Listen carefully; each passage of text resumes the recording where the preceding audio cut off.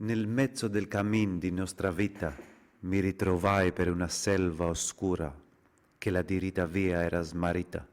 Midway in the journey of our life, I came to myself in a dark wood, for the straight way was lost. This is how one of the most important books on the Western canon begins. It's Dante's Inferno, the first part of Dante's Divine Comedy. And already, when I quoted these lines, I was corrected by someone who seemed to know much more about Dante than I did. So I thought of bringing him here in this show called On Tyranny, which is the radio branch of Ancient Greece Revisited. Whoever has been following our work, thank you very much. Whoever hasn't, you can find us on YouTube, where we make short documentaries on ancient Greece from what we believe is a very novel and very intense perspective, trying to recapture what we believe was the original and inceptual vision that created Greece. We are two modern Greeks, myself and my director, editor, and everything visual, and we've embarked on this journey, and we have discovered many, many things along it so far, and we thought it would be a shame not to use what we learned in this current crisis. And I guess I don't need to dive much deeper. I think the word crisis resonates with pretty much everyone in what's happening today, from the recent elections to the global pandemic. It seems that our world is sinking into a world of pure matter, and it's that word in Dante's Inferno, selva, which I was corrected on. So I'm very pleased to bring to you Marco Andreacchio. Welcome to our show, and thank you for coming very, very much. Well, thank you for having me there. Please, before we begin our descent into hell, tell us a little bit about you, your life, your work, and how you came to know and love Dante. Oh my, the last in 10 thing seconds. I like to speak about is myself, my work. But Dante, in the context of reflection on the current crisis, I should say, of which we could call a crisis of civilization, a crisis of standards. Yes, which is why I kind of left it unqualified. I just said crisis, and I think people understand, at least people listening to this show. No. Part of the journey of revisiting, re-examining how we got here. This took me to the Renaissance, and the Renaissance looks back to Dante. Dante we might call the father of the Renaissance. Now it is not all that clear what the Renaissance stands for. Is it really a revival of something ancient, or is it, as most scholars have it today, a new beginning? And so the dawn of the modern world, and so the recovery of elements of the ancients to make something new, radically new. And by returning to Dante, I became convinced that there are two aspects to the Renaissance. One, the primary, which is a Platonic dimension, and the other, what I've called parasitic upon the first, which is a Machiavellian impulse, which then lives and is born somehow in the shadow of the first, and then moves forward progressively. Nothing is farther than Dante to this progressive movement. Yes, this is very interesting, because I know in our private discussion you mentioned the name of Leo Strauss, who's a scholar that has influenced us here in Ancient Greece Revisited a lot. And Leo Strauss, among other things, noticed that there was this very radical change in human consciousness between the Renaissance and the Enlightenment.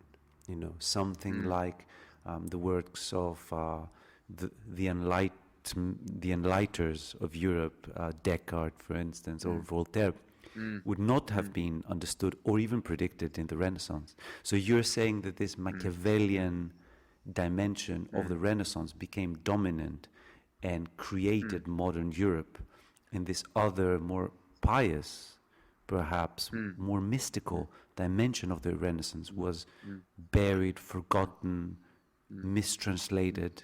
Am I reading this correctly? Well, it is no secret that there was a diatribe. Machiavelli explicitly attacked Dante, proposing to offer a radical alternative to Dante. He attacked Dante on Dante's reading of Florence and politics. So there are, from the beginning, within the Renaissance, it is clear that there are two stances. One is the progressive, and another, which is not necessarily pious in, shall we put it In a strictly Christian sense. Or even in a simplistic manner. It is pious, absolutely pious. The Platonism of the Renaissance is, and certainly Dante is, and that really is carried on all the way into what we call the Baroque. So there, Vico, Giambattista Vico, is the great heir of Dante, and his so-called Scienza Nuova is again against the modernist impulse that we find in the Nuova Scienza of Descartes. Galileo. Galileo Yes. Galilei. Yeah. But Galileo Galilei he writes a book and he calls it the Nuova Scienza essentially, and Vico with subtlety reverses. Yes, and just for the listeners, And this Nova Scientia is nothing but the mathematical sciences, the mathematical physics, the breaking down of the world into mathematical relationships of quantity, reducing everything into quantities rather than qualities. And there was this resistance at the end, just before that split in the Renaissance happened by Vico, like you mentioned, and others, who wanted to somehow create a science of qualities, a science where sensations would be also considered primer, I guess. There's a beautiful, I don't know if I'll quote it well, but there's a beautiful poem by William Blake that ends by saying, about the split, by saying, the atoms of Democritus and Newton's particles of light are nothing but sands upon the shores where Israel's tents do shine so bright. And there you see these two sciences, the science of reduction of atoms, particles of light, Newton, Democritus, and what William Blake wanted to revive a little too late. Israel's tents shining bright contains pretty much everything. Israel's tents is the religious metaphor, shining, the sensation, light, senses. And that side lost a culture war, we can say. And the first part of this poem, the atoms of Democritus and Newton's particles of light, is what brought us here into the modern world, which is a world of quantity and matter. Well, perhaps a parenthesis could be added here. How can this happen? And this had to happen through a radical reinterpretation of, well, what you just called quantities. And in earlier ages, quantity had been as the arithmos, as number, let us call it. I mean, some arithmos is almost rhythm, because it has a frequency. It has number was understood to be grounded. There is no such thing as numbers on their own. Mathematics in the abstract does not exist for the classics. It is grounded in permanent features of reality. God, minds, whatever you want to call it, permanent features of Divine reality. relationships. Metaphysics. So metaphysics as a category is primary, and mathematics stands between metaphysics and the empirical. Now, with Galileo and others, mathematics is now abstracted symbolically, and so uprooted. Now it stands on its own, and now it can be turned into an instrument of control of your experience, of the senses, and Control of the environment. Of your life. Now, in order to control people, you need to control their environment first and manipulate. And so now the question of ends is no longer asked, unless, in fact, it is posited as the result of manipulation. You cannot know your end prior to its coming into being through manipulation. Thus, through the implementation of a method, of instruments, of tools. And so what do you do in school? You pick up the tools that then will enable you to create a new world, okay, where we empower ourselves. And then we don't know really the outcome. We cannot know. That's why in school you don't learn about ends, about what is good. You today, of course, not an earlier age. No, ends are not are only a matter of fancy. Of course, we can in school today we can study about or read about and even laugh about in some cases what in earlier ages had been said about human ends and the ends of all things, ends simpliciter. We don't take that seriously. You mean ends as telos? Absolutely. Okay. The telos, again, the term telos is not just the end, it is also the path leading to the end, the path that depends upon And it's the end. fulfillment of something.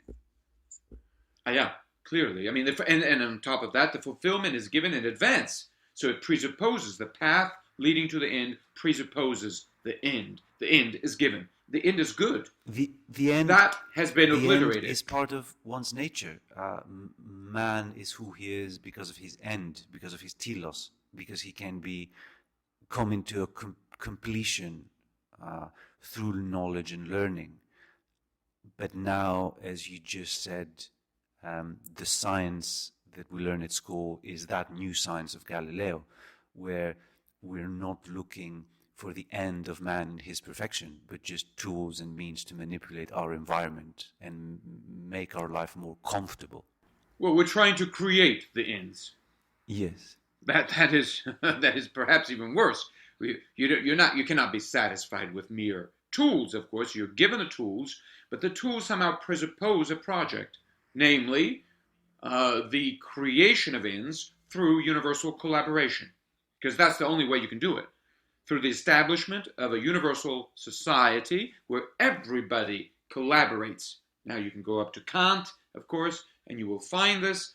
Whoever doesn't collaborate, well, he is perhaps a representative of ultimate evil, because he is really the stumbling block. He is the, shall we say also, when you come up to the Second World War, and of course the Nazi project, he is the Jew. And the Jew is a problem primarily because he stands for a return. Whereas, he doesn't accept you paradigmatically. You understand? Paradigmatically, he is seen as the one who is going to raise objections to the universal society. We're all in it together, and whoever raises a doubt, a serious doubt, pertaining to this project, is, well, devious, is supposed to be evil. Yes, so the modern scientific project opens up the way to this global state and this global tyranny. It seems to be implied. It seems to be implied this end in the project. Yeah, and I always find it very interesting how much, if you read these original inceptors of modern science, someone like Descartes, for instance, it's amazing how much they predicted perhaps in a few words, but they still predicted. Descartes, when he unravels his new science, predicts up to the creation of androids, robots, who could do everything but be conscious in his view, although people today doubt. And what I found even more fascinating and pertaining to our show here on tyranny, talking about sinking into a world of matter, Descartes promotes his new science, his new mathematical idea of science, because it's going to give people health of all things. So it's now health becomes the telos, in quotes, of course, because health cannot be the telos, but it takes the place of it. And now, as of the pandemic, we live in a world obsessed by health. Yes, but the health is a euphemism. It's a euphemism of survival. And so it's the fear of death at the root. Yeah. Well, it is survival. However, means integration within the society, within an order that is in vigor. So what I think is the problem here, as far as fear is concerned, is not so much death as the falling out of the established progressive order. If you're no longer integrated, and thus you're sick, you don't survive within that network. That is the problem. That's what people are afraid of. If you're dead, you're dead. But so sickness is going to become the new taboo, almost. Yeah. Well, sickness means, what does it mean in practical terms? Sickness. You're no longer fit for the progressive society. You can't follow the rules as you're expected to in ordinary circumstances. Old people are useless for the society. We can get rid of them. And if they die because of whatever medication, whatever poison we want to give them, all for the best, because they're useless. Of course, these old people in classical terms are images of wisdom, ancestry, of a return. So you look back, even though, as we all know, old people can be just as rotten or even more rotten than young people. But nevertheless, they stand for something very different. Yes, and they have to stand up to that. They have to rise to these standards. Rise to that standard, exactly. Just as a king does, by the way. Yes, and it's the king is there as a reminder of ends. He has to look good, whether he's not. Because he's representing something, personally. And absolutely, that transcends him. And there have been reports, very worrying reports, of care homes for the elderly being, well, some have even claimed it was intentional, being poisoned by transferring known COVID patients into them, and tens and perhaps hundreds of these old people died as a result. Some have even seen malevolence there. So it's very telling in this technological age that we're just doing away with our elders, and together with them we're doing away with elderhood, the idea of elderhood. Well, you see there is a tendency, and this is another parenthesis that I think is quite significant, there is a tendency to mistrust doubt. There is an official discourse, okay, which is the progressive discourse, that clearly is tied to industrial, mercantile interests. Okay, so we have our governments that are clearly, intimately related, tied to economic interests, what we call economic, in other words, enterprises, businesses, merchants. Huge mercantile structures are going hand in hand with the governments. And they're telling us to trust this. Now, at the dawn of modernity, this would have been basically unthinkable. They had proposed to transform the world into a mercantile world. With Spinoza, Vico looks at Spinoza and he says he treats politics as if it were the business of merchants. And that's appalling. And when he says that, he expects people to react in an appalled manner. So that's absurd. Who would ever do such a thing? Uh, the laws are the foundation, not mercantile endeavors and interests. And now, today, this has become, accepted fundamentally. Nobody is questioning this. It's obvious that that is the foundation. But there's something more, I think, that deserves to be disturbing related to this. Namely, that we are no longer doubting it. And people who doubt this are portrayed as conspirational? Conspiracy theories, of course. Conspiracy theories. And now, this is intriguing, very intriguing, if you look at the classics and all the way into to the dawn, certainly, of modernity, and even just before Romanticism. Conspiracy was understood to be integral to politics. Exactly. This is what I... Everywhere I keep saying, that the whole history of mankind is one giant conspiracy. From starting from Adam and Eve. Yeah, pretty much. And I really liked what you said there. You said we've come to mistrust doubt, which is a very interesting expression because it seems suspicion. Yeah, we have a suspicion against doubt, which sounds tautological, but it's not really. It's not because doubt is an instrument, very powerful. So here, this we find in Dante. Yes, if you want to go back to Dante, this is crucial to Dante. Dante is moving from suspicion, which is tied to fear. Okay, fear is essential to suspicion. So let's move. I started with this quote. Midway in the journey of our life, I came to myself in a dark wood, for the straight way was lost.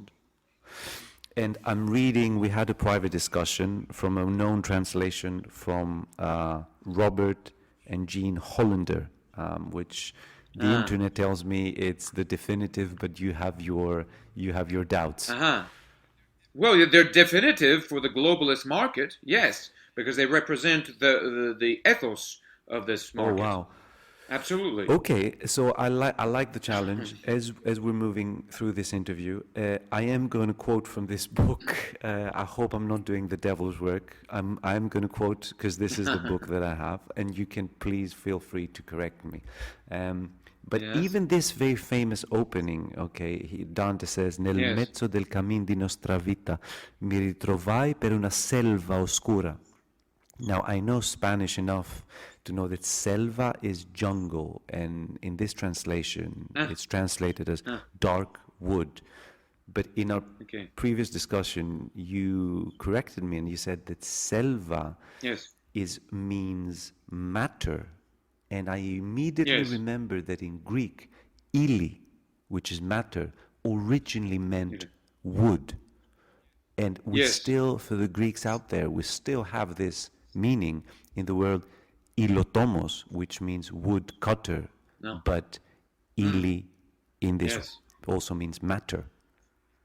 Yes. It goes back to, in fact, the interpreters of Dante in the Renaissance, Poliziano, for example, Politian, understood this quite well, and thus Politian has works which pick up the term silva. He prefers with a Y, so the Greek the sylvan forest.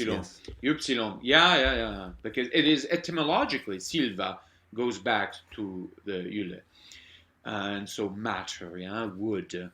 So, but here, without being pedantic about etymology, here as the Renaissance, later Renaissance, or the Renaissance heirs of Dante will stress, the Eule is the silva is it turns out to be a poetic environment. It is a poetic state. It's a theater. So Dante is setting up a theater, it's a stage. And he is telling you that the world we live in, the life we are living, is played out as a theater. But it's also a dark theater. It's darkened. It's not dark. It's dark, worse than that. It's been darkened. Obscured. It's not too bad, even if it doesn't sound that great in modern English, so be it, but it's been obscured. So against the light, the original There was a light corruption, that it was in other words, that happened. Absolutely. And there is an abandoning in the first verses. Already you see that something has been abandoned. And he is reenacting, he is going back to the source of this corruption of the stage. And the stage is also the polis, the city. You see. And this has been And corrupted. it's very interesting how it happens nel mezzo del cammin di nostra vita, in the midway. Yeah. So Dante was also physically middle-aged at that point. Yes, but there's various, there's various levels of meaning, of course, of reading of this term. But ultimately, as I've argued, that this mezzo, media res, you have to get into it in the middle. But the middle, it turns out, if you look at if you study the work and you go through all the for instance, all the moments where he's referring to the mezzo, and even within the first canto, you will find that this mezzo has a depth to it, a richness that evokes immediately the means, and the means turns out to be none other than virtue. In the middle of this, and it's a poetic virtue, in the middle of this pathway, of this walk of our life, it's a common life. What stands in the middle of our lives? What is it that stands? If now I'm standing and I look at my life, and it doesn't matter if you're 30, 40. That is an exoteric, explication that came up in the Renaissance, as the later Renaissance fellows used to like to do. They just had this very clean and almost choir boy type of schoolboy explication for everything, and then that served as a barrier against suspicious authorities in order to then communicate even between the lines. But so now, besides these simplistic explications, what is in the middle of our life? And here is the recovery of something of extraordinary importance. The first canto of Dante's Inferno is somehow a blueprint for the whole comedy. And you will see echoes of this first canto throughout the whole comedy. And what is the key here? It is the recovery of an ancient strength. And that strength is related to Virgil. Okay? And he's at the beginning, he's weak. Dante is weak. And he is looking up to this Virgil. He can't even see his face. He's turned back. And he almost embodies this hill, which may be understood as the hill of purgatory, certainly. But what is purgatory? Turns out that it transforms into a kind of Parnassus. So it's the hill of the poet as the well. Mountain of poets. And who stands on top? Apollo, of course.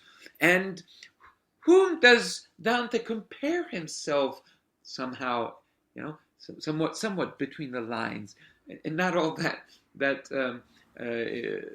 hidden, is the reference to Apollo.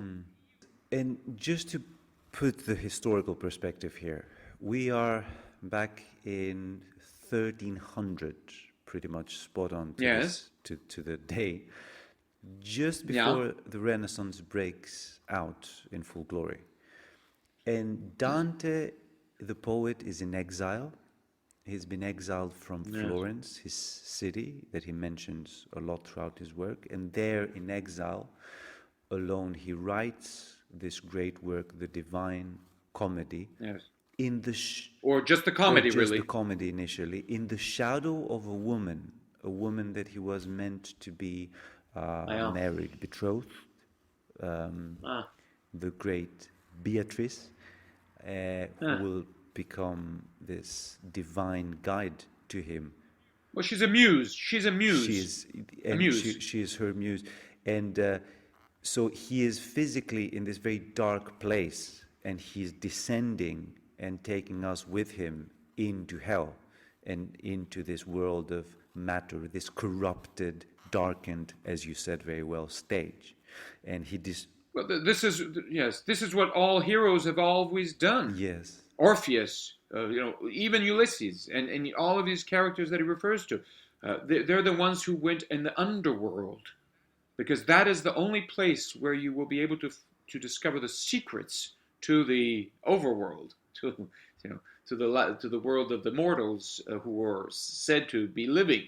So the theater, the stage, you have to go beneath the stage to understand the stage. Wow, that's a great metaphor, and um, it's true that these great images come from mythology in the Ulysses, Nicaea, where Odysseus Absolutely. meets with the dead, and Orpheus, like you said, and there's a treasure that's usually found there in the world of shadows. Yes, yes. And Dante describes it, says how hard it is to tell the nature of that wood, savage, dense, and harsh, and very, Ah, yes. yes, and the very thought of it renews my fear. It is so Huh. bitter, death is hardly more so, but to set forth the good I found, I will recount the other things I saw. And so begins the poem. Notice this found. Finding here is trovare. Yes. Trovare is tied in Dante to troubadour. The trovare as the activity of the poet who is finding the poetic forms, okay, the tropes, right, for his poetry. So this is he, he is He's he is being a poet finding here, his, yes, the I poetic think good. I know where you're going with this, and in a previous episode of this show that you're listening on tyranny, we had Professor Peter Y. Paik of the University of Korea, South Korea, and he said that he almost did his PhD on the idea that I think that you're hinting here, Marco, that the writer or the poet, as he is creating and developing his character, and as his character goes through the adventures, he himself is discovering the means to write the poem and the work. He doesn't know how to write the novel in the beginning of the novel. He doesn't know how to write the poem in the beginning of the novel. He needs to push his character into this world, into these woods of darkness, so that he can find the way to write it. Okay. This would be acceptable for Dante, keeping in mind, however, that the end is given, and that this is an educational poem, okay, as Dante himself points out. So he's condescending, as the biblical God does, right? He certainly explicitly for the Christians, there is a condiscensio. Uh, there is a descending to the level of man of God, and Dante is descending to the level of the reader for the sake of educating him to something that Dante has clearly mastered already. And there are puns, of course, and innuendos, almost, references, where, for example, he will speak about la mente che non erra, the mind that does not err, that does not go astray. And that is officially, of course, God. God is the mind that doesn't. But in the poem, it is not all that clear if it is not at once Dante's own mind. And so he is going back to this mind that is unfaltering. What is this mind that is unfaltering? Well, a mind that has transcended the body, of course, but is it God's mind, or is it, in fact, the mind of the poet? But what poet? A point that clearly is to be understood as thoroughly enlightened. That is a very good catch there, because that professor that I just spoke of, he did his PhD on modernity and on modern novels. And perhaps, again, this is the difference, where a modern novel does not know the telos, the end, and goes on looking. But Dante here knows where he knows where he's going with this and what he wants to present the reader with. He gives it up. He gives up this knowledge in the sense that you could also say, in the sense that God gives up his eternity to descend to the level of man. And so, in Christianity, you have Christ who suffers as a man. He's not just God pretending to be a man, and he knows, I'm just going through this. It's just a theater. Has fears. And then, he has descended to the level of man in his ordinary, with his ordinary problems on the ordinary level of man. Yes, so Dante becomes like another Christ in that sense. Yes, without the blasphemy, of course. There is in fact clear, obvious echoes, and so we have the poet who is outside of the poem, who descends within the poem for the sake of our education, but education not in modernist terms, for the sake of our coming out of that poem ourselves. So he's fishing us, saving us. Yes, he's fishing. He is a fisherman. Yes, absolutely, and he refers to that in Purgatorio as well. He is the fisherman, and when he meets Statius in Purgatory, he is the fisherman, and the hill is shaking, and everything, officially it's because of Christ's presence. Turns out it was Dante coming by. So there are clear parallels. Okay, to this. And the sun is also rising, it's interesting, in the beginning of the poem. Yes. And when Dante sees the sun, he had seen the jungle, the selva, the wood, the ili, the matter, and he became frightened, and then he sees the rising sun, and he rejoices. Yes. And there's this scene that I loved, and I've quoted a few times, whereby he says, after he feels saved from the rising sun, he says, "And as one who, with laboring breath, has escaped from the deep to the shore, turns and looks back at the perilous waters, so my mind, still in flight, turned back to look once more upon the past, no mortal being ever left alive." So, like a naufrago, like a shipwreck after he's been saved, will turn almost nostalgic to that great sea that put him in torment. So Dante is drawn to this darkness, even though he sees the light. He has crossed that distance. He is entering, when he says, "I don't know how I came in here," this distance, which is abysmal, okay, there's like these dark waters. This distance is the distance between, we could say,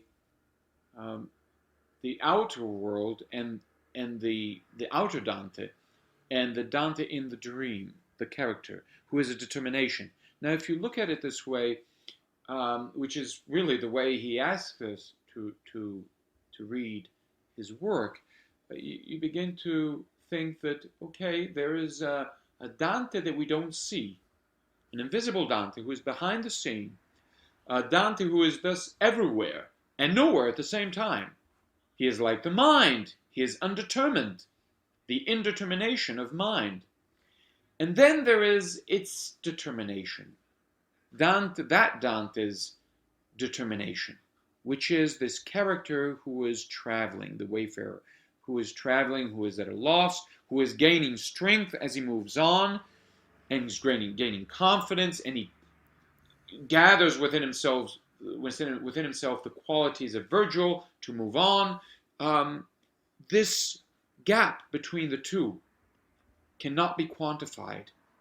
It is as if we were saying that you cannot quantify, you cannot measure the gap between the mind and the body. In classical terms, these two terms, the mind and the body. You cannot measure it, which is something that modernity has tried to achieve. This has been, and Vico is very strict about this, his critique about the moderns. The moderns are essentially trying to measure and thus control this gap between the mind and the body. And the result is a kind of synthesis, which is neither mind, it has none of the purity and the transcendence of classical mind, nor the body in its classical sense, which has its own dignity, its own freedom, its own freedom from institutions and regulations. Just see what has happened in the past 20 years. You've had this extraordinary surplus of regulations. We're at the pinnacle here of this. Everything has to be regulated. The body is imprisoned by a virtual infinity of regulations. So we're and you stay home and so forth. To the but regulation that's nothing. Of our breath. Absolutely, everything has to be regulated, and of course purchased because it's all part of the market, and you're almost paying for the air you breathe here. So, but that's these are just crumbs of the problem. The real problem is that these are effects. These are almost crumbs of the main project, which was to measure the gap.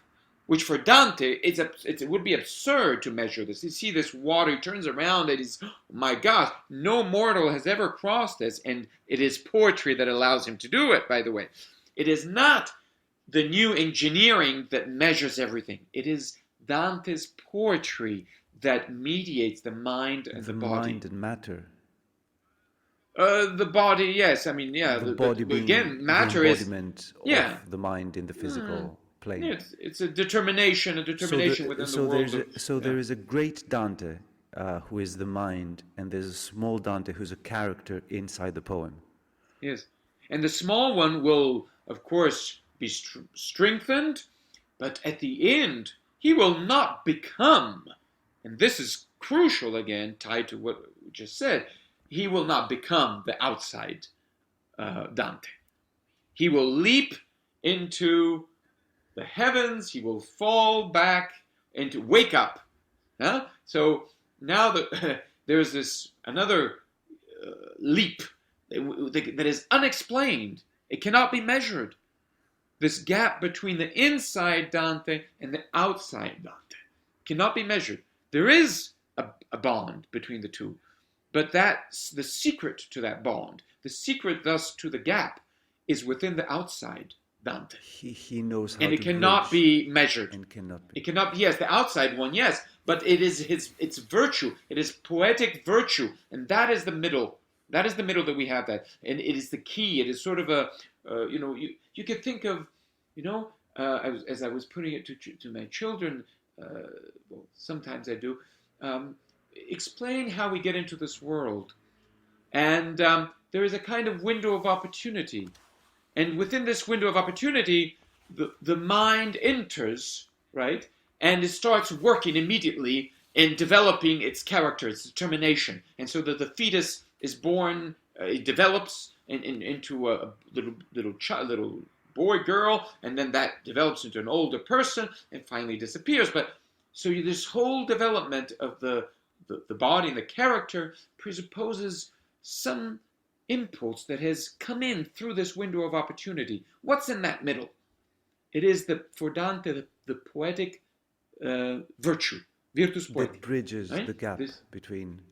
That is at work that is at Soul work. and matter. You cannot measure it. You cannot measure it. We could say that the human being, insofar as he is identified with this poetic virtue, is the measure.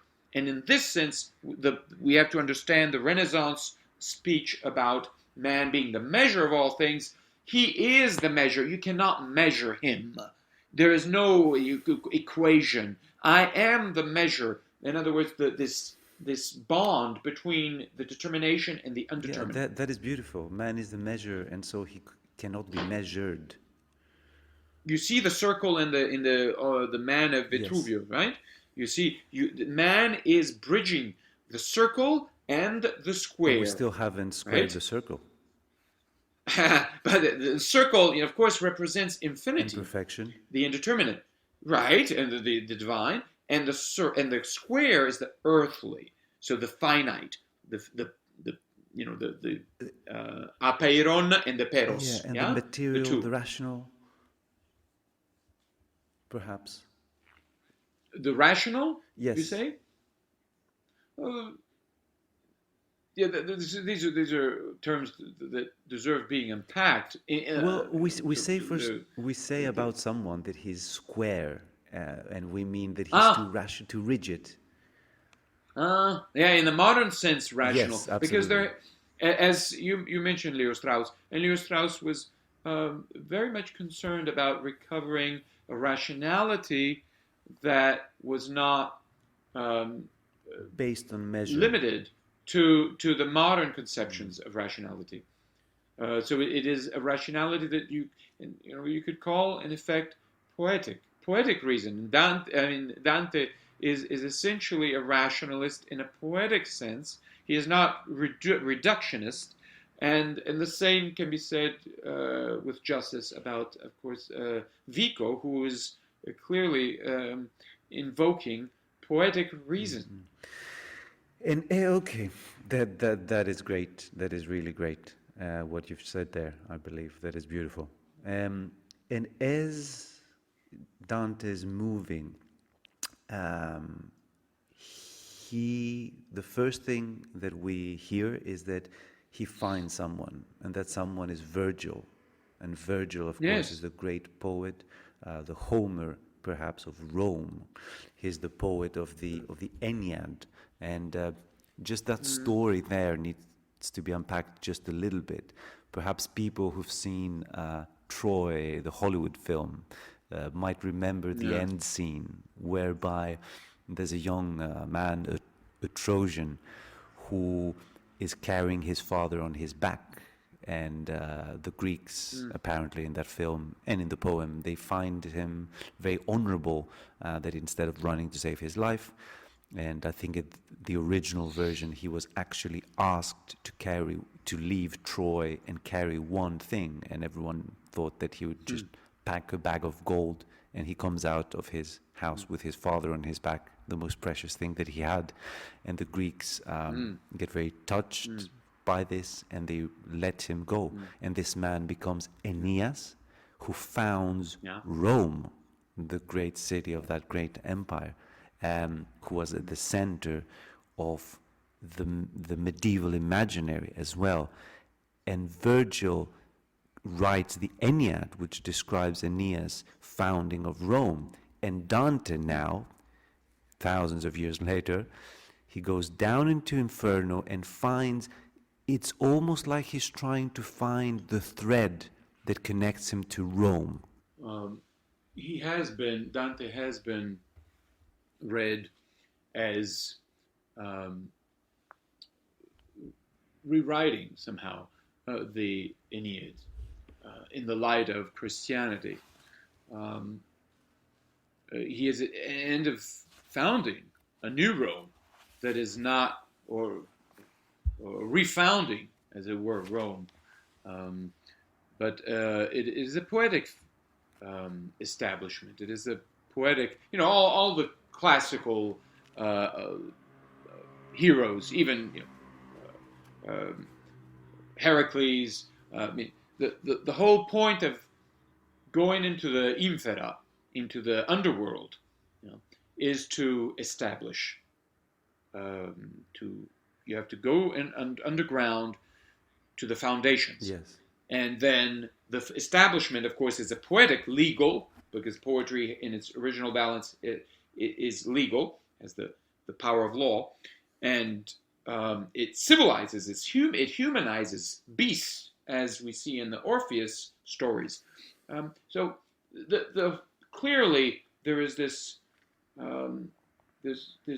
foundational project.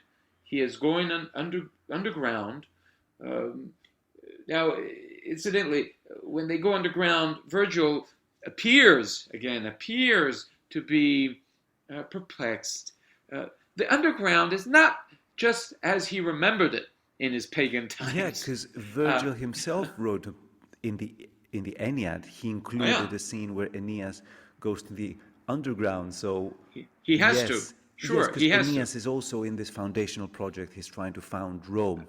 And now Dante is trying to found something else, and he goes and he finds the poet who spoke of the underworld. Well, yes, but you see, this poor poet now finds himself a little bit bewildered because it's the new underworld is the underworld as Christians imagine it. Okay. And that's not exactly the way Virgil had envisioned it. Okay, so he finds himself in the wrong hell, in a way. It's a new underworld, new vision of an underworld. But no, it's not a big problem because with Dante, somehow Dante helps him. But they understand. In fact, Virgil would have understood quite well, as Dante helps us see. There's a lot of irony at every step of the way. There's a lot of irony. He sees now that it's not a big deal because they still have a poetic character and a poetic substance. These characters in the Inferno. In other words, I can still treat them as I did my own fictions. Virgil says. Essentially, yes, he understands that it's okay. So and that's why it's he finds at the beginning. He finds himself in the wrong Inferno, yet he finds himself that's all right. in a poem, so it's all right. Well, okay. Dante is going to be quick at setting up this, if you want, even a facade to protect his endeavor. Because this is just poetry. This is an imitation. And just poetry, however, does not mean cut off from theological authority. It means that you're living in the shadow of it. And you're open to it. And in fact, the path is preparing you also to better understand theological authority and theological language, so that you will no longer be scared when you look at it, when you're confronted with a theological discourse.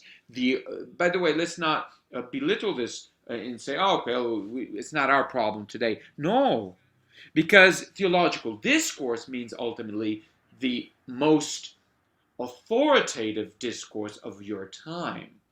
Okay? So if you're looking at be Christian. No, it doesn't have to have those connotations. What is the most authoritative? Could even be modern scientific. Whatever is the discourse that prompts you to fear.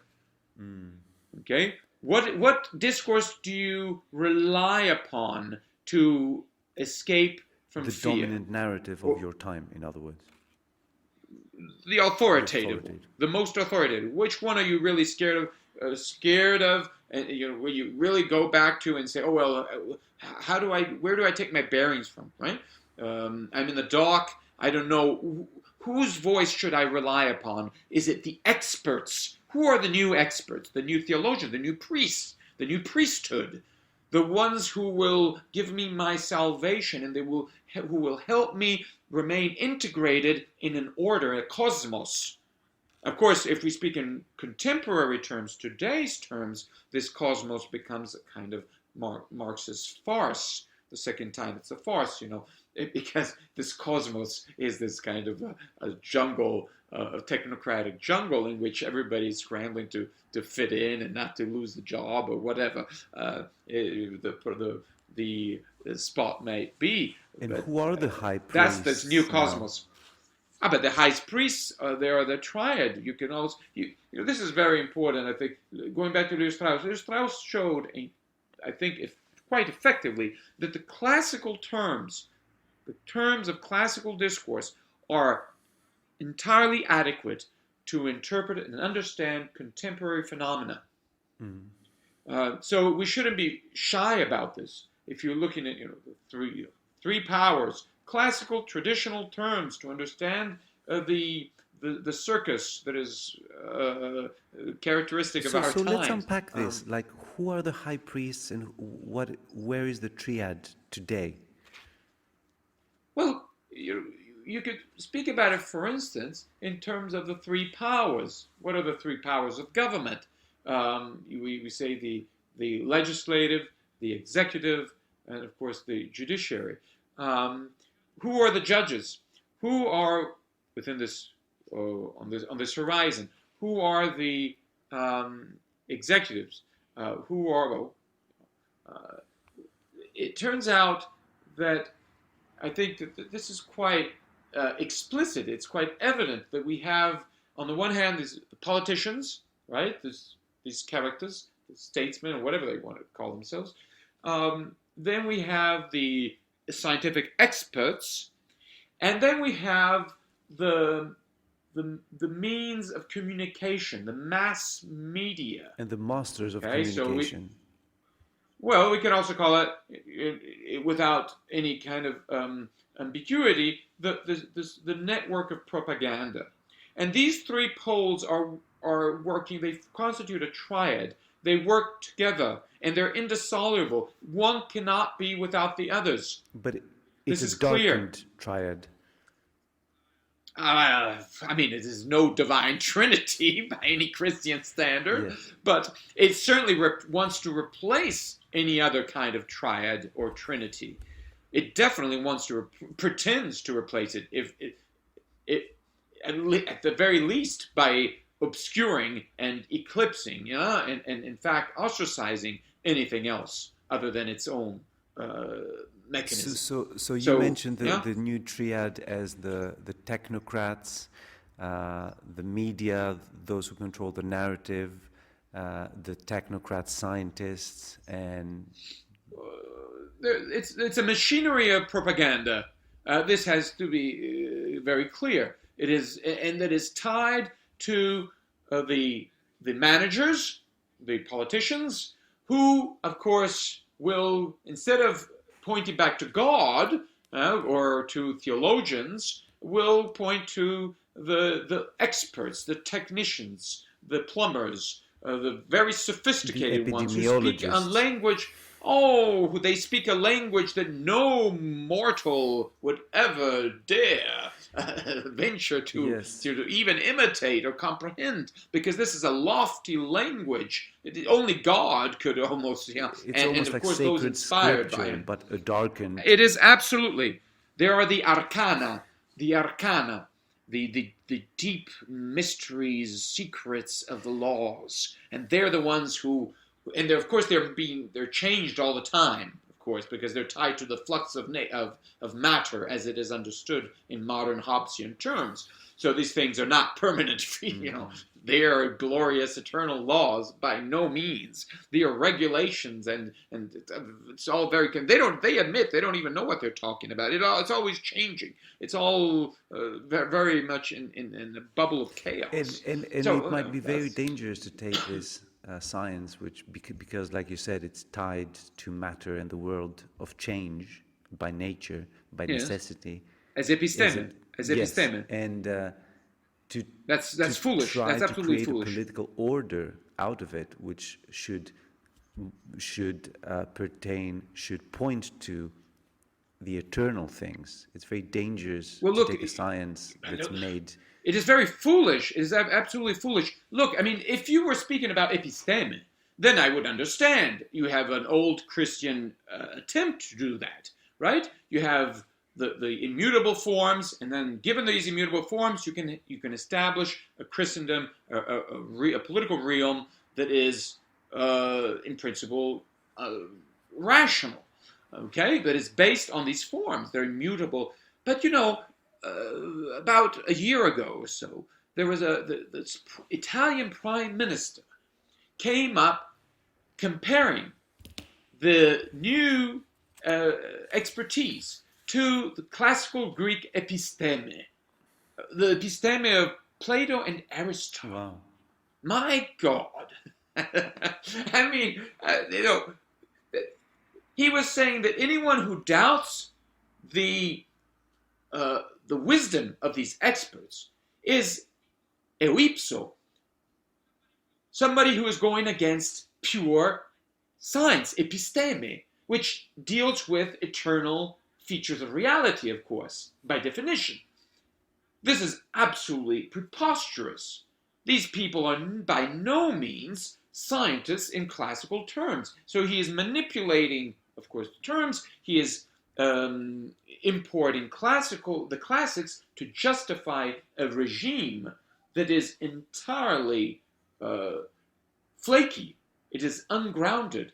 And he is pretending as if there were no crisis of modern rationality, as if modern scientists, so-called scientists, were well comfortable in assessing the distinction, the formal distinction between science and non-science. That is absolutely ridiculous, because what are they really appealing to epistemically? Praxis, success. These are pragmatic people. They don't, when you're asking these experts to justify their pronouncements, they will appeal to pragmatic factors, statistics that change all the time. They will admit that there's nothing permanent and nothing fundamentally reliable into what they're saying. We'll see how it goes on. But you know what? They'll say, this is our best bet, because otherwise it's chaos. So their authority presupposes that there is no fundamental point of reference. And they're doing it, beyond. They're doing it more now, where as this pandemic has been evolving and huge mistakes have been made, that it doesn't matter. It does matter, because matter. we're one big experiment, and they're just Yes. going along with this experiment, and we have to be the guinea pigs, so to speak.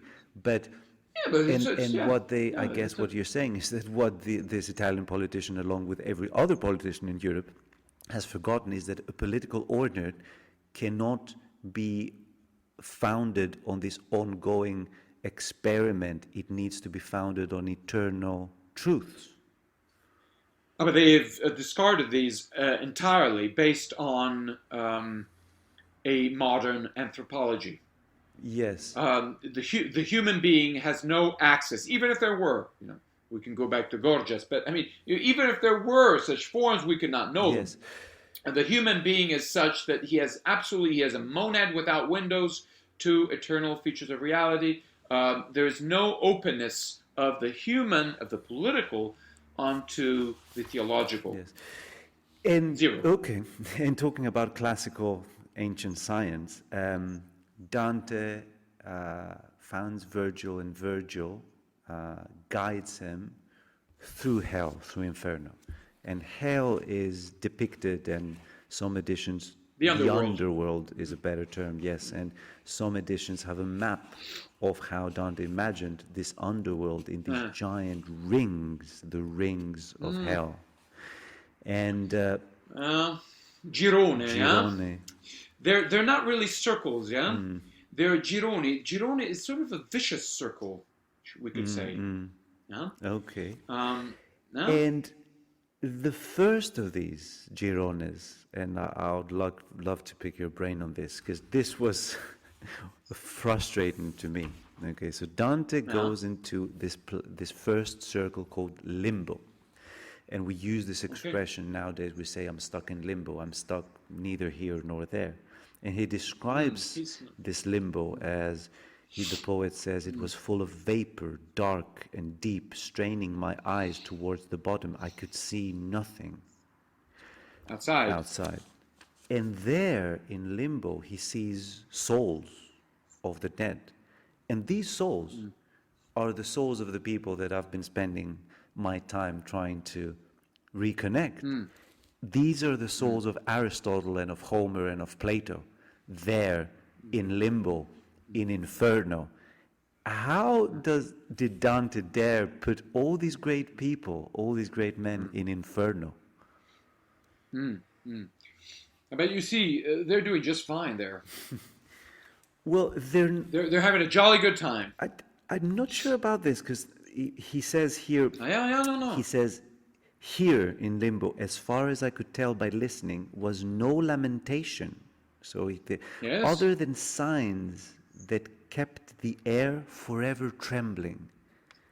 Yes, that's fine. That's fine. But you see, he's just giving these the classical terms of the distinguished philosophers. So they're devoid of passions. So they have neither fear nor hope. They don't live of hope. As a matter of fact, the whole comedy, you will see that throughout, if you look at the original at any rate, these postmodern translations obscure Dante's language, you will see that there's a shift already from the first canti of Inferno, from hope to desire. And Dante is there to cultivate your desire. Never mind your hope. Okay? Virgil makes it clear, and this dialogue between the two is bringing us to recover this dignity of desire, poetic desire, a desire, classical desire, which ultimately is a philosophical desire. Yes, and when Dante asks Virgil what these souls have done to be here, because they're clearly not in heaven. I mean, you are of the opinion that they're doing fine. They don't want to be there. Yes, exactly. It's not that they're being tortured there. That would be a pretty grotesque image, having someone like Aristotle being tortured by demons. But they're not in paradise either. And when Dante... They don't want to be there. They don't want to be in paradise either. No. They're not even trying to. Virgil asks Dante at the beginning, at the end of the first canto.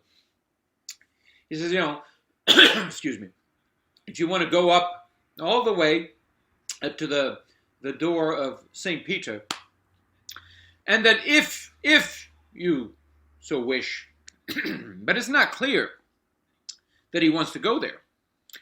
As a matter of fact, it is not all that clear that Virgil will want to go there. He was, after all, he's one of these pagans. He is represented as somebody who rebelled against the Lord of the universe. He actually rebelled. And how did he do that?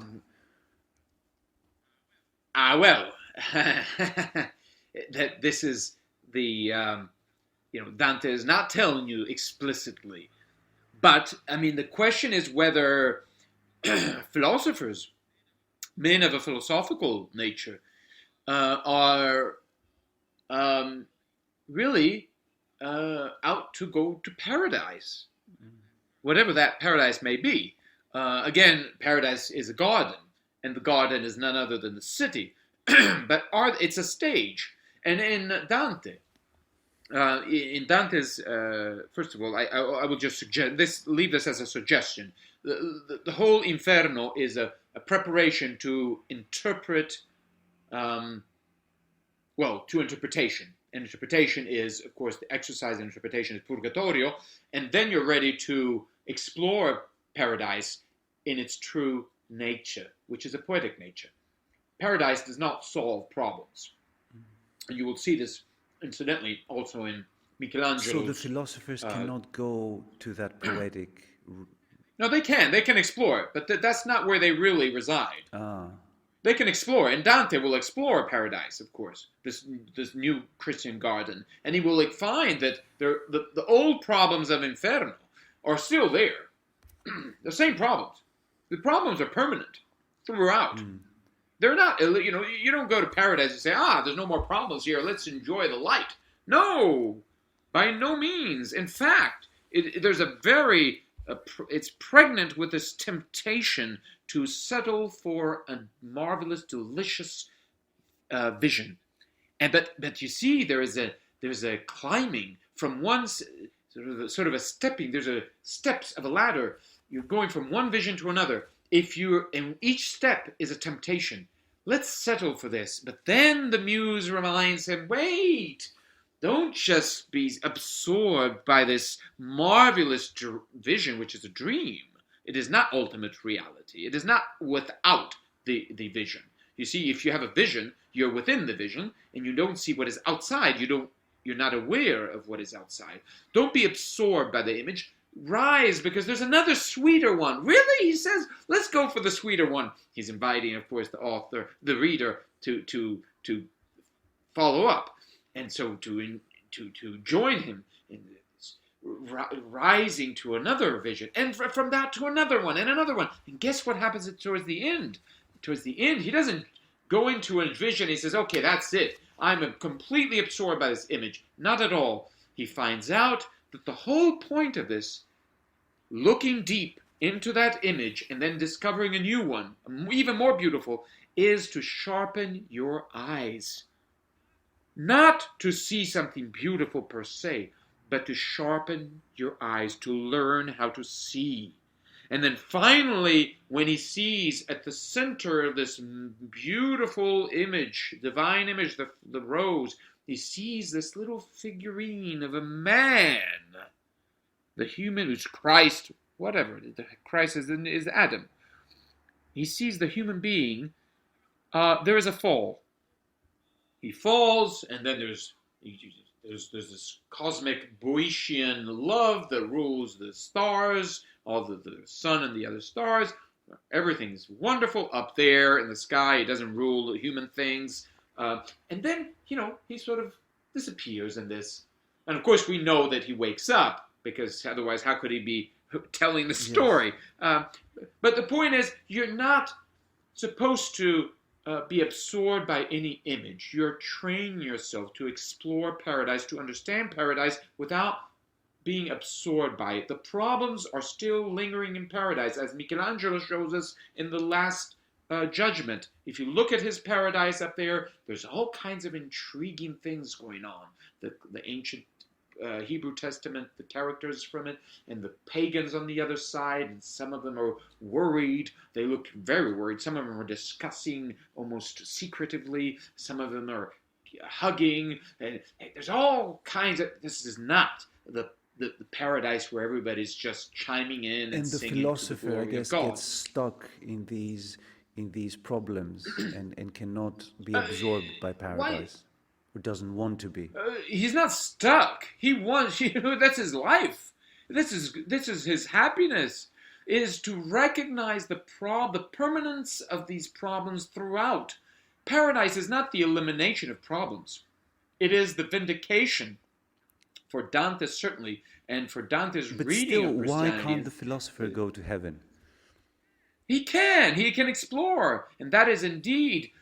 First of all, let me point out, the old philosophers are not allowed to go to heaven, to paradise, because the paradise now is the paradise of Christians. They were allowed to go to the Greek and Roman paradise, which is the heavens, where the hero is transferred into the stars. You look at the stars; those are the heroes. But right? even there, they are not present in the poem. They are not even there. They're not even in this. Where? I don't know, Elysium, perhaps you could call it. They are in limbo. No, but the Elysian fields, that is in limbo. That is in limbo. He is. There's this the prairie, there the grass. This wonderful place, the castle of nobility, the Nobile Castello. And there you have all these almost mythological characters, and even Averroes, by the way.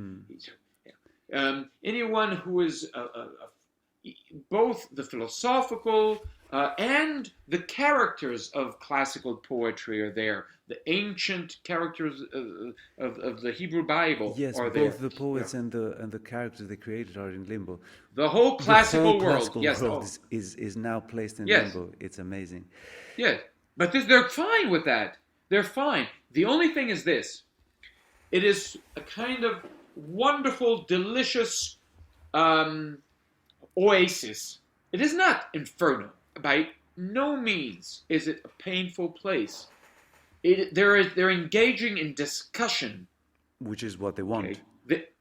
It's secretive on top of that. And you have to understand also that this is well protected. There's water on the outside. You have to jump over through these with poetic wings to get into this castle, and then engage in these circles of secretive almost discussion where they're just enjoying their life as much as they would ever want to. Which is exactly how Socrates kind of imagined paradise. This just endless walks. Yes. Speaking with the dead. And speaking with the beautiful minds of antiquity. So, yes. In a sense, I now see, perhaps we'll take this again sometime, but I now see what you're saying. In a certain sense, they are where they wanted, or at least where they planned to be. Look, that is their proper place. As a philosopher, that is where you are. That is where you live. Now, however, this does not settle the matter, because we don't really know what is really going on there.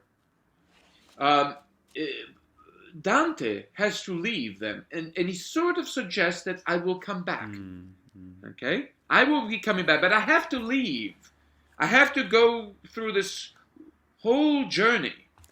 And he will meet some of his friends throughout, even in Inferno. He will meet some of his dear friends, and he will suggest to them that and they will understand, tongue-in-cheek, they will understand what he's up to and why he has to leave. And he has to go. As he's departing, he's now moving into the second circle, which is sometimes called the circle of lust. And there is this really, really beautiful moment there that has since captured the imaginations of pretty much everyone. There, in the second circle, Dante sees the lovers, the loving couples who are punished, for their excessiveness in love. Yeah. And he sees, and there's a beautiful painting by William Blake, whom I mentioned briefly, where couples that gave themselves fully in their love during their life are now tied together, being swept by the wind. So they're flying around Dante like in a tornado of leaves. These couples, they're flying. Again, it's not the worst fate that you can have, and there's something poetic about it. But they are not at rest. They're not at rest. Well, there are various scenes in Inferno where we have these cyclones almost of leaves gathered by the wind. And these leaves are compared to people, and they are people. There are these, in fact, there are these poor souls that are shoved left and right by winds. And they don't quite know why this is happening. These are crowds of people that are under the sway of winds of change, as it were, of authorities.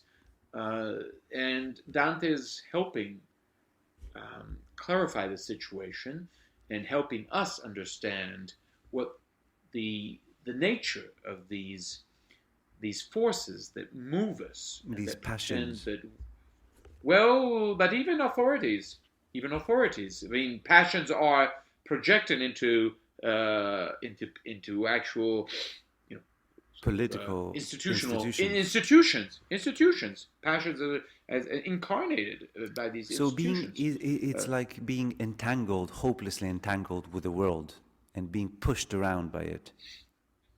This is the condition of most people, clearly, and there is a way out. However, there is clearly a way out. There's this article that Dante is going to guide us out in the poem. Yeah, clearly. This is the whole point the whole point. And there's this really beautiful scene that I want to focus.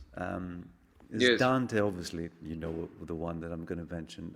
Dante picks out one couple, and he talks to them, because one of the rules, perhaps, of this poem is that Dante, as he's moving through Inferno, he has the right to ask the souls he meets what brought them there, No. you know, what sin brought them there. No. And in the beginning, in the previous level, he meets the pagans, and Virgil says they are here for no other sin other than being born before Christ, which is a great twist.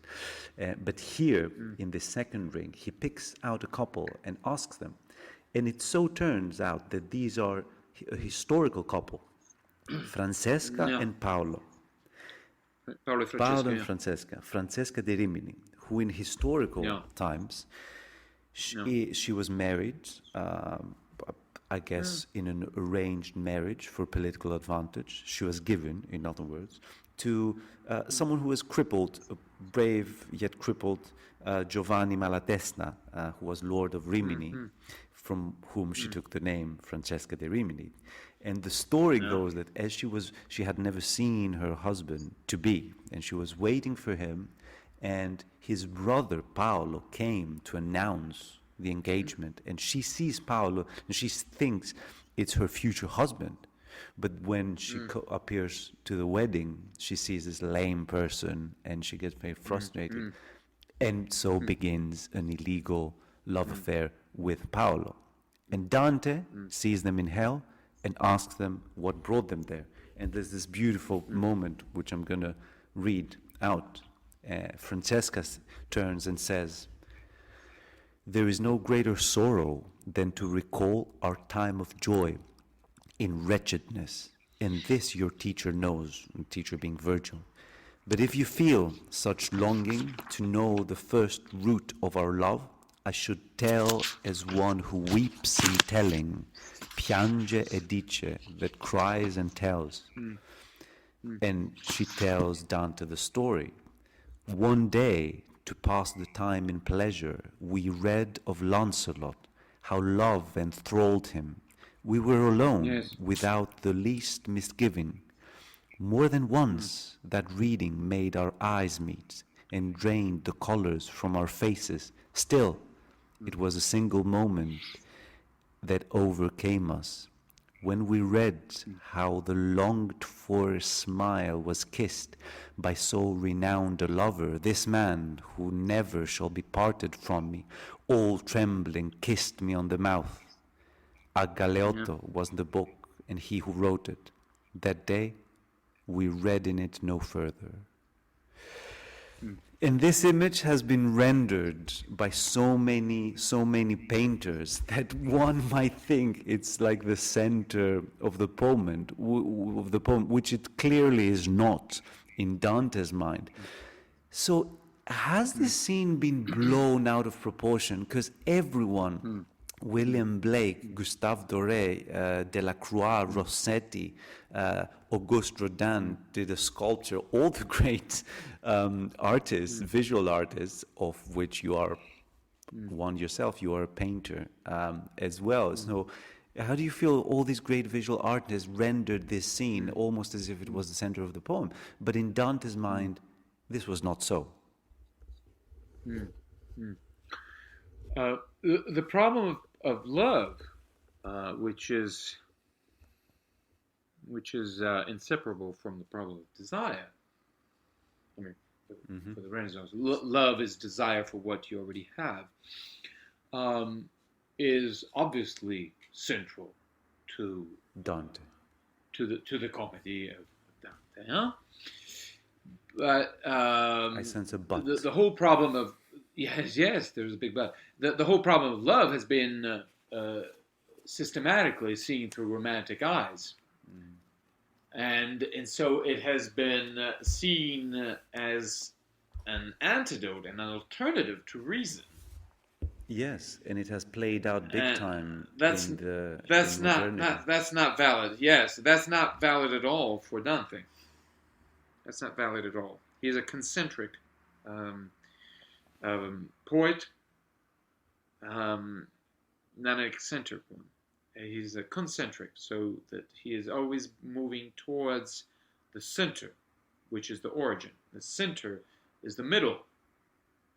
You could also say in the center of the path of our life. Yeah? At the middle. Going back to the first. Yes, but the center is also, the middle is also a center, in fact. What is in the center is of cardinal importance. It is the hinge upon which the whole thing moves. Now, if it's not to be read, this scene of Paolo Francesca in romantic terms, then this is probably not the right place to have a close reading of this whole scene, which would take us also to unpack the deviations in the translation. But a few things could be worthwhile to mention. Highlighting. The Paolo does not appear; he does not speak. Okay. Everyone. Dante meets and speaks to in Inferno is redeemable. He does not speak to bad people. Now, this has been remarked by just about anyone almost. You read this and you say, why in the world would someone so candid be in Inferno? And is Dante so mean as to keep these people there? Or is there an alternative? Is this what Dante is up to? Telling us that, this girl was nasty, pervert. She gave a kiss. My goodness, why would he describe this kiss in such pious and innocent terms? And yet keep her in the Inferno. Yes, because there is a beauty in that description which could not have been accidental. If he had wanted to condemn this girl, he could have easily done it. Yes, absolutely. He's done it with other people he didn't speak to. He will not bother speaking to anyone who's bad and cannot be saved. Let me put it. We could, in order to prove, so to speak, my contention, you'd have to go through every character he meets. But if you do, you can try it on your own, and anyone can try it on his own, on her own. Go through all the examples, all the instances in which Dante speaks to someone directly, okay, in Inferno. Anyone. Not speaks about, but speaks to. And you will see that person is portrayed in very, well, shall we say, charitable terms. And in those terms that awaken in the reader a desire to, well, not condemn them at all. Forgive. To forgive, to understand, to, in fact, ask, why? There's something wrong here. This person should not be there. So it's part of the poem. This clearly, but there is a question, or numbers of questions that Dante is inviting us gently to ask ourselves. He is inspiring us to ask these questions.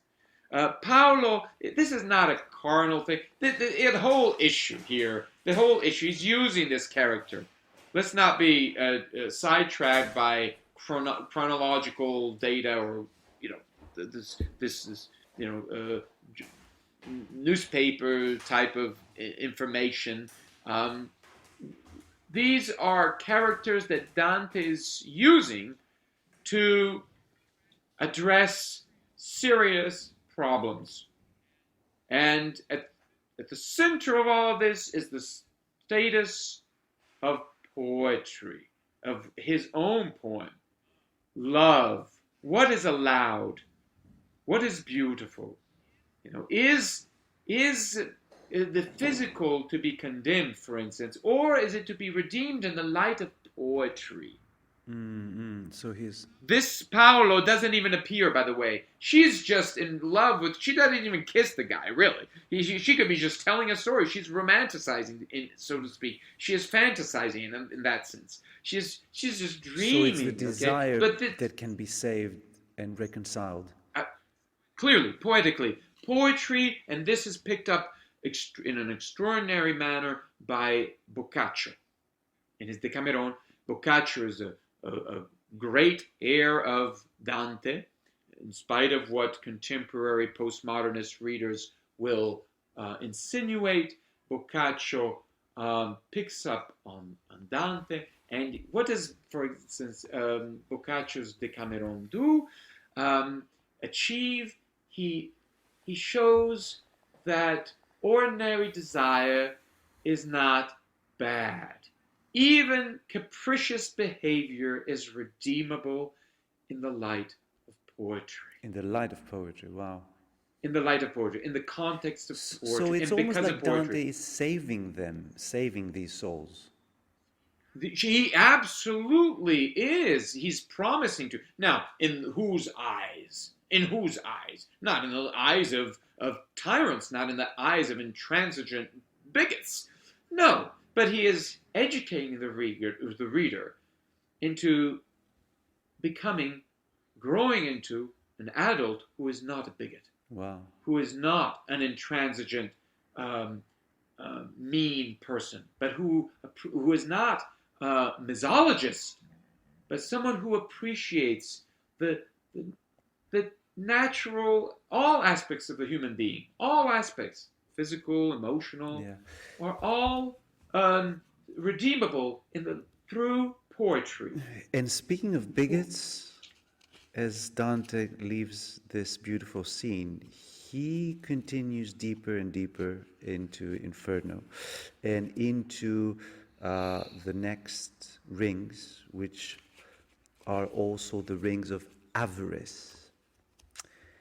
And having walked a distance, and just for the listeners to imagine, he's moving into Inferno and he's walking down. These rings are almost like a theater stage, like you said, a darkened theater dug in the ground, like an ancient theater and you're going from the top stage, and Virgil holding Dante's hand is guiding him down into the lower stage. And there, at some point there, he sees a monstrous figure, which is Plutos, which is the ancient Greek god of wealth. And he's not really described how, but Virgil turns and speaks very badly to him, to Plutos. And Plutos speaks this incomprehensible language, which, according to the notes, it's almost like gibberish, but they say pape satan alepe, which perhaps means Pope, Satan. And there, in this ring, again, dark atmosphere, the air is heavy, vapors around, vapor, dark, musty atmosphere, heavy air. He sees two armies that are in almost eternal fight. They are condemned to throw themselves against each other and tear each other apart, and we're led to believe that the next day they'll do it again.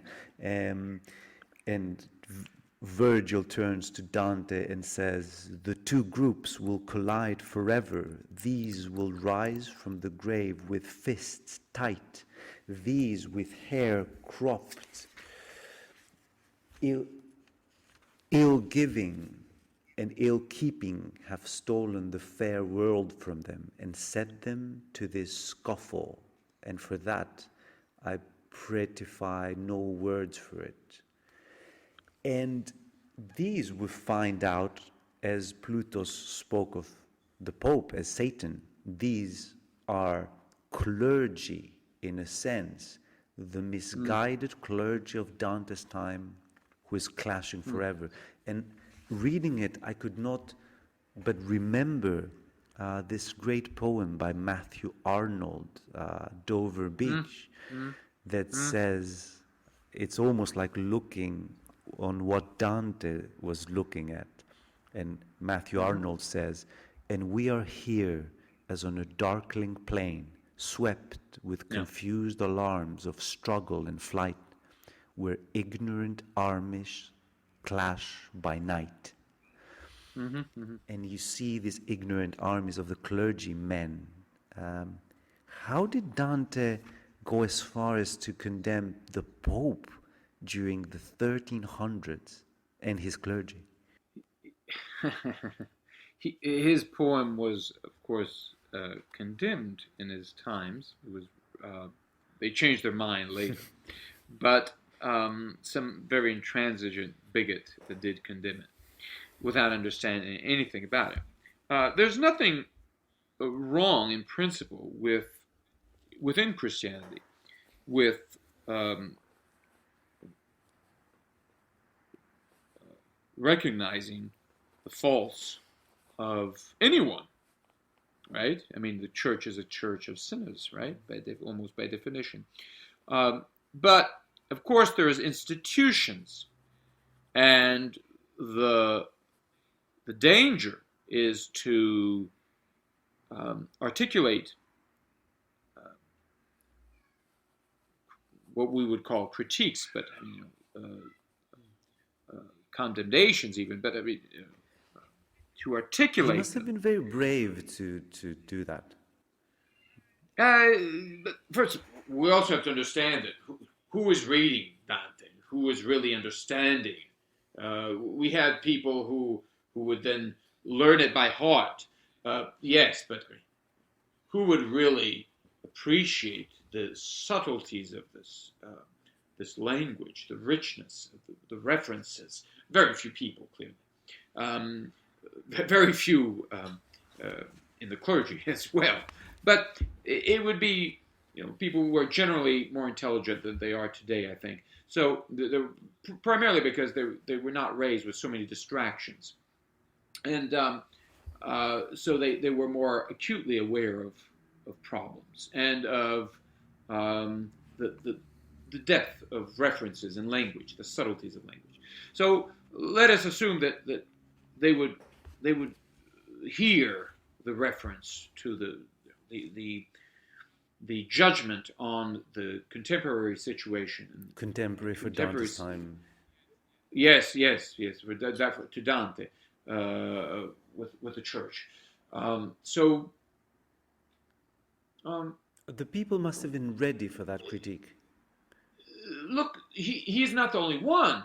I mean, throughout the Middle Ages, there was a lot of satire. And the monks were reading satire, for goodness sake. In the monasteries, there was a lot of satire. Students of theology were reading classical poets, satirical poets, and love poets. And in their, when they were not studying the tomes of systematic theology. So there were. It wasn't something new. You had the whole troubadour tradition in southern France, Provence. Which is mentioned in the previous episode of Francesco and Paola, because that book that she mentions was like a hit in these times, a troubadour hit. Agaletto, she says, was the name of the book, and we read it no further. Yes.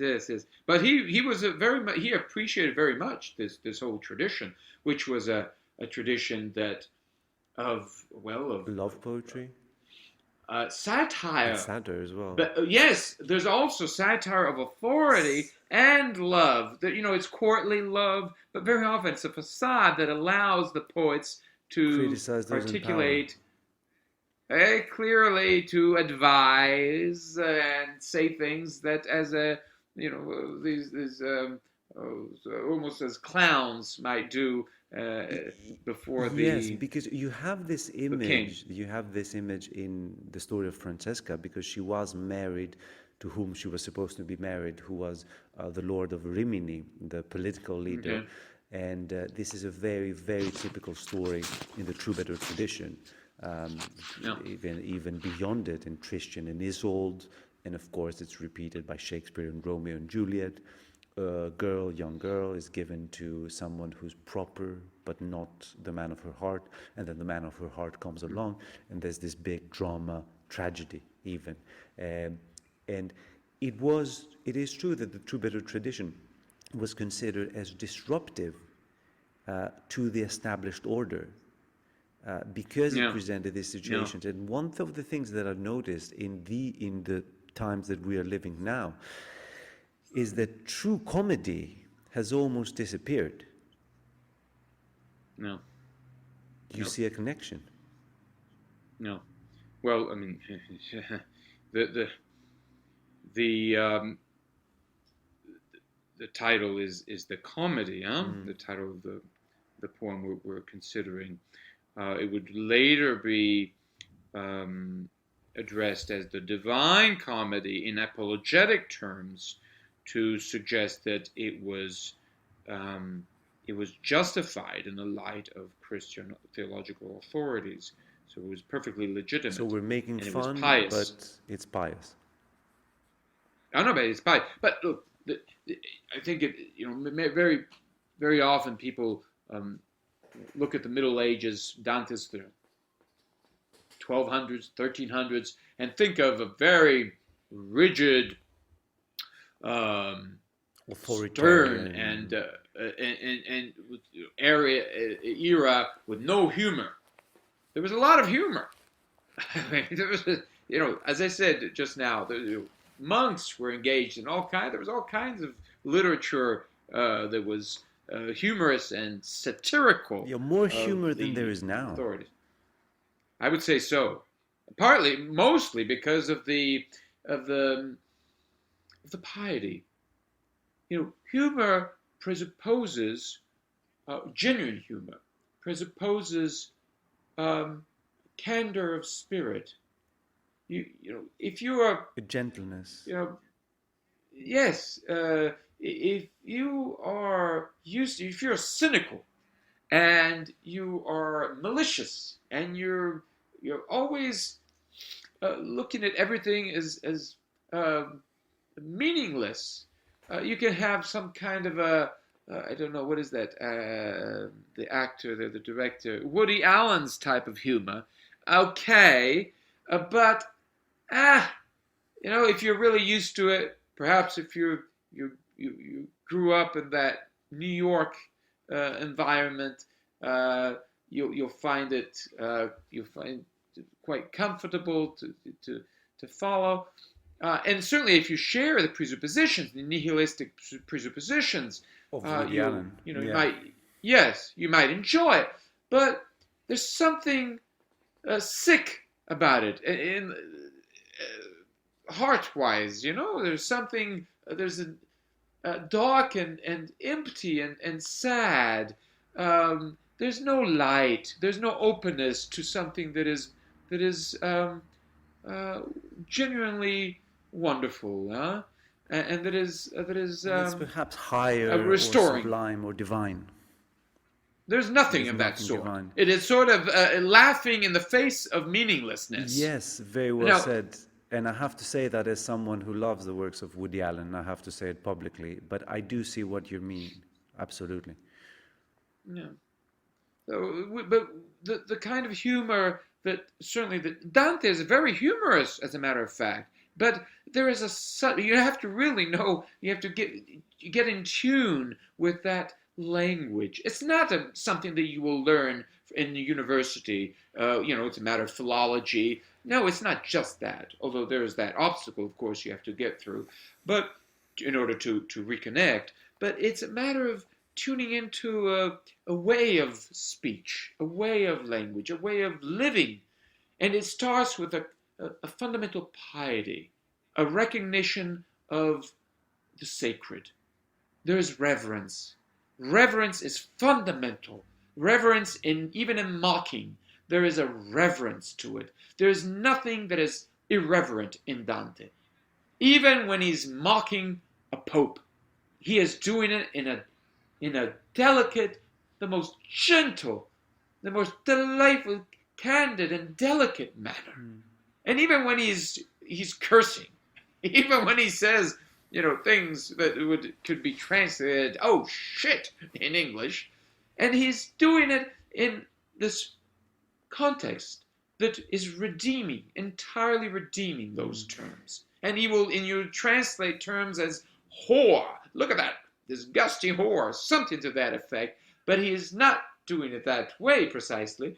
It's all within the stage of poetry. But poetry, what in the world does that mean? We need to recover the meaning of that term and the problem of poetry as he understands Well, it. I think you gave a very good idea of what that could mean, which is the bridging between the world of matter and the world of mind, by seeing in matter the workings of the mind and the reflections, seeing the darkness that surrounds us as the shadow of some light that we haven't turned our gaze upon as of yet.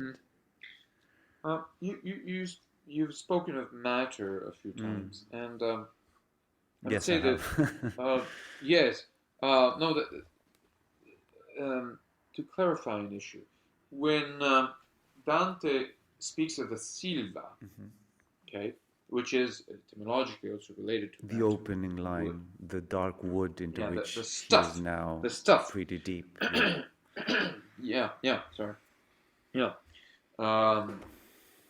he is inviting us to recognize the Silva as a stage for poetry, a stage that is shaped, molded, and populated by poetry. Poetry flushes these characters from our imagination onto the stage, articulates them, places everything in its proper place, in order, so that it can bespeak something that is fundamental, a fundamental truth, so that it can help us wake up. Okay, there is otherwise. What kind of matter is there aside from this? There is, we could say, because this is related intimately to the problem of evil, you see. Is there something to be escaped? And I would say that this would we cannot exhaust this subject here, but this is related also to the garden of Adam and Eve. And is there evil in the garden, or is there simply a possibility of evil?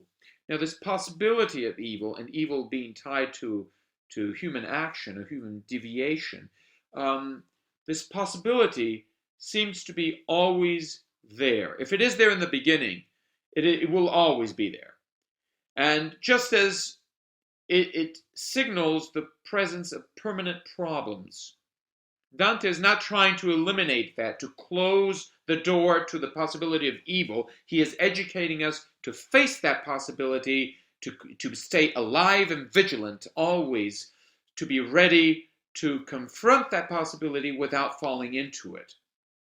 Just on that note, however, this image of Dante cursing the Pope as Satan is something that has come up as of late, because the current Pope is seen by a few Catholics as not serving God, but of serving evil.